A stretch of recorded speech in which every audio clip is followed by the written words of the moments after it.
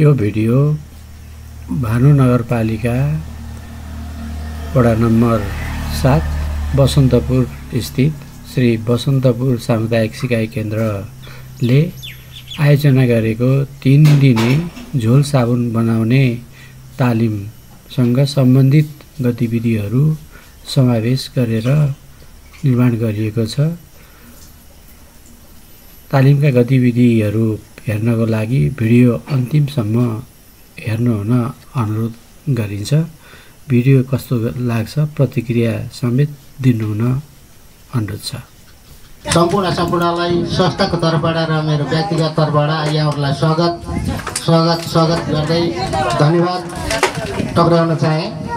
अहिले सिपमूलक तालिम कुनै पनि उत्पादन गर्न सकेको थिएनौँ। एउटा साबुन बनाउने यहाँहरूकै धेरैको माग आएको हुनाले यहाँहरूको मागको कदर गर्दै यहाँहरूलाई यो झोल साबुन बनाउन तालिम पास गराएर एउटा भौगोलिक विविधता भएको क्षेत्र भए तापनि तपाईँहरूको यत्रो दिदीबहिनीहरूको उपस्थिति देखेर मलाई अचम्मै खुसी लागेर एउटा भन्न पनि मन लाग्यो।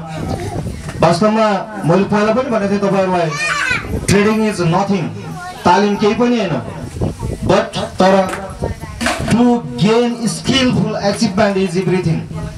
त्यो लिएको तालिमलाई हामीले उद्यमशीलतामा हाम्रो चाहिँ श्रम र शक्तिलाई सदुपयोग गर्न सकियो भने वास्तवमा बल्ल ट्रेनिङको अर्थ रहन्छ, तालिमको अर्थ रहन्छ। यसलाई एकदमै तपाईँहरूले ध्यान दिनु। भौगोलिक विविधताको कारणले तपाईँहरूलाई एउटासम्म धाउनलाई चाहिँ समस्या हुन्छ भने ग्रुपिङ गर्नुहोस्। तपाईँहरू ग्रुपिङ एउटा समूह दर्ता गर्नुहोस्, कम्तीमा पनि 4वटा जति, किनभने हाम्रो एउटा कार्यक्रम अलि तल छ।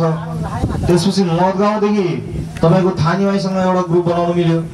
त्यस्तै तपाईँको रङ्गटारदेखि हाम्रो भानुसादको बोर्डर भाटारीसम्म एउटा ग्रुप बनाउनु मिल्यो। त्यस्तै तपाईँको यो थानीमाई तल गोर्खालछाप सेरा हुँदै टुरुबसलसम्म एउटा ग्रुप बनाउनु मिल्यो।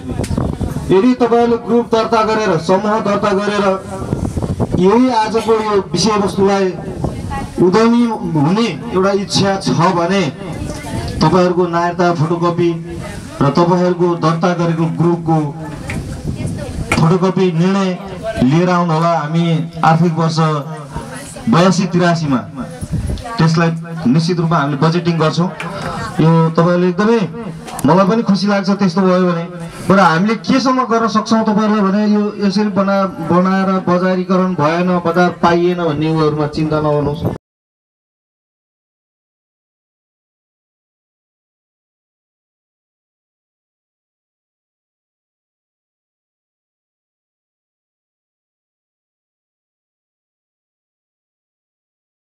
म तपाईहरुलाई के अनुरोध गर्छु भने हामीले तपाईहरुलाई यो बनाउन सिकाइसके पछाडि अब तपाईहरुलाई व्यावसायिक बनाउन सहयोग गर्ने मेरो कर्तव्य हुन्छ।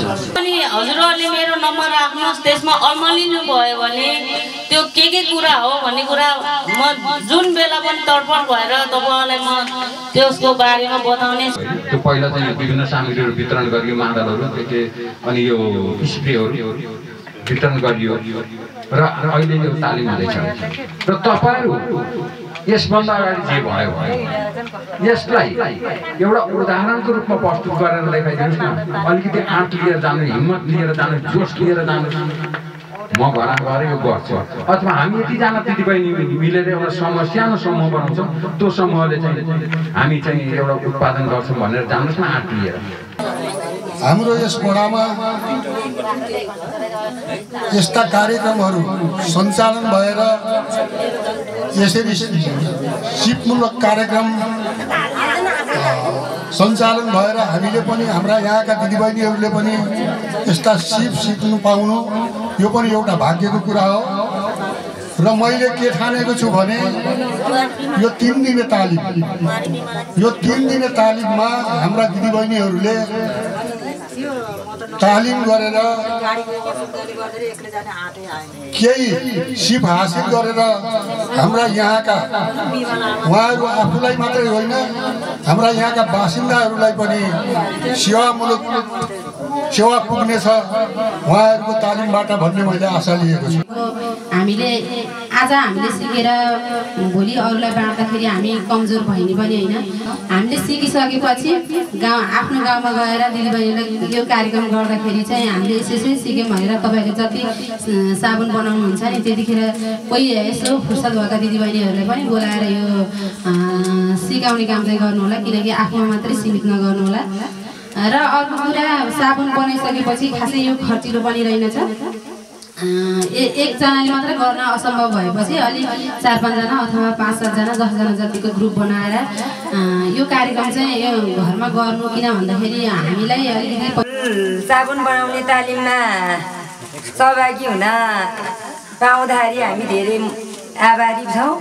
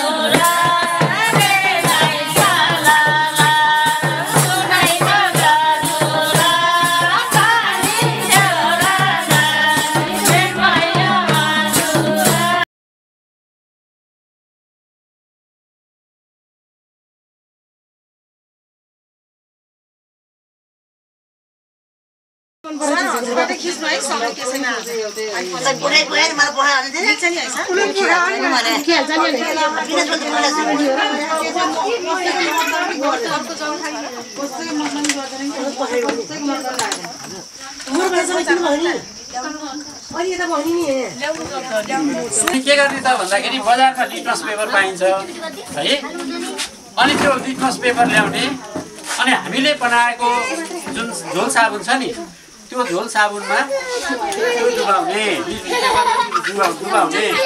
अनि लिटमस पेपर डुबिसके पछाडि अनि के हुन्छ त अब भन्दाखेरि तपाईँको चाहिँ त्यो लिटमस पेपर चाहिँ रातो र निलो दुई कलरमा पाइन्छ कि, रातो र निलो दुई कलरमा पाइन्छ। हामीलाई चाहिँ के त भन्दाखेरि लिटमस पेपर चाहिँदैन, रातो लिटमस पेपर लिने,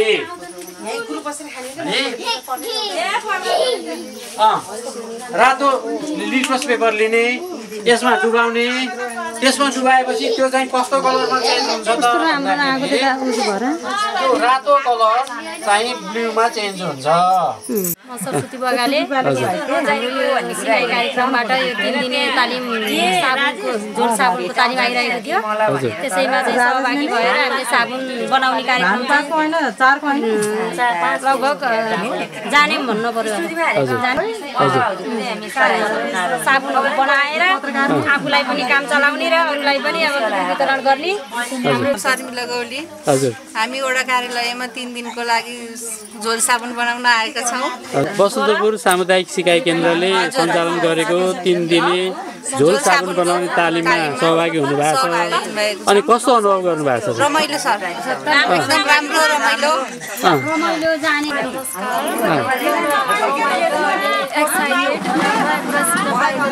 हजुर साथै हामीले डल्ले साबुन युज गर्ने भनेर जोगाएको छ एकदम राम्रो लागिरहेको छ र पहिलोचोटि हो झोल साबुन प्रयोग गर्दैछौँ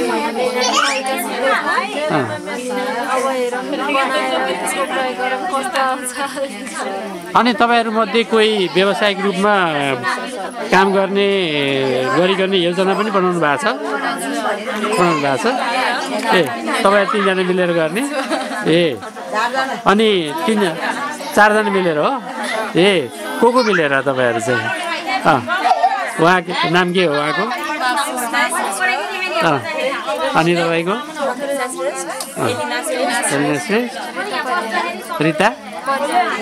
ए अनि त्यसपछि तपाईँहरू चाहिँ मिलेर अब त्यो साबुनहरू झोल साबुन बनाइसकेपछि अब यसको मार्केटिङ चाहिँ कहाँ गर्नुहुन्छ, कसरी गर्नुहुन्छ? खासमा भन्नुपर्दा चाहिँ पहिला चाहिँ आफ्नै गाउँठाउँमा आफ्ना साथीभाइहरूबाट सुरु गर्ने भन्ने हाम्रो लक्ष्य। पहिला चाहिँ आफ्नै गाउँठाउँमै सानो गर्ने राम्रो भएर माग आयो भने राम्रै छ भइरहेछ भन्नुहुन्छ भने अनि हामीले चाहिँ माग बढाएर आफ्नो व्यवसाय बढाउने सोच हाम्रो। ए कस्तो राम्रो सोच छ। ल मेरो शुभकामना छ, यसलाई चाहिँ राम्रोसँग चाहिँ गर्नुहोस्, क्वालिटीको बनाउनुहोस् होइन र अनि त्यसपछि अब आफ्नो बजारको क्षेत्रलाई विस्तार गर्नुहोस् है त।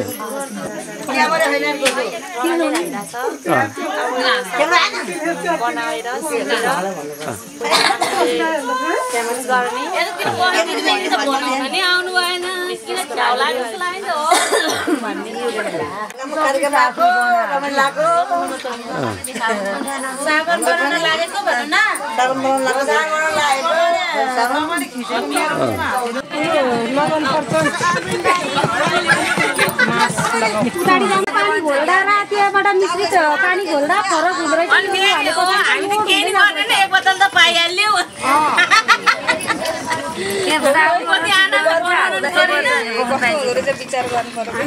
कति ग्राम चाहिँ मिसाउन पर्ने रहेछ भन्ने कुरा जान्न पर्ने रहेछ। के रहेछ त्यो नामहरू थाहा छिटो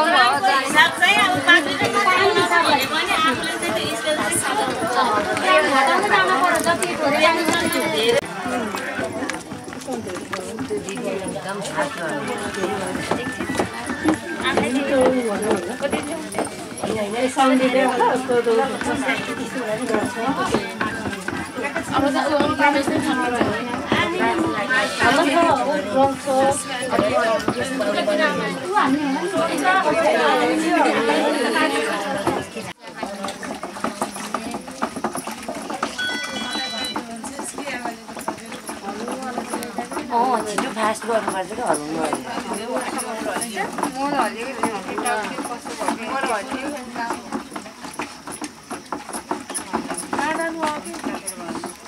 भैया एकदम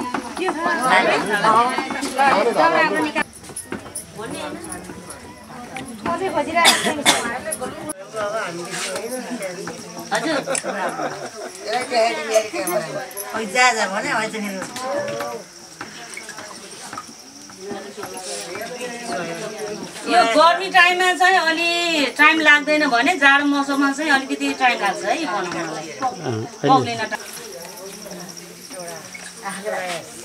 अब यो सेलरी राख्छ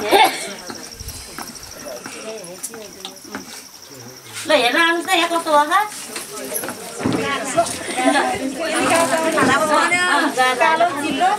हजुर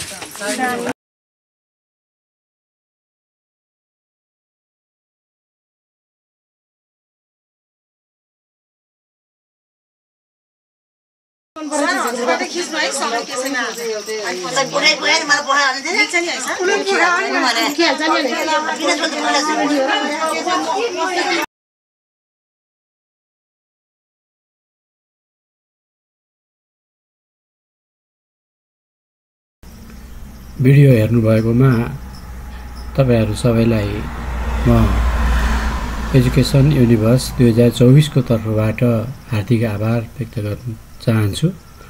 भिडियो कस्तो लाग्यो कमेन्ट गर्नुहोला, सब्स्क्राइब गर्नुहोला र लाइक गर्नुहोला। तपाईको कमेन्टको आधारमा नयाँ नयाँ विषयवस्तुहरू समेटेर अरु भिडियो बनाउने नै छु। भिडियो हेर्नुभएकोमा धन्यवाद।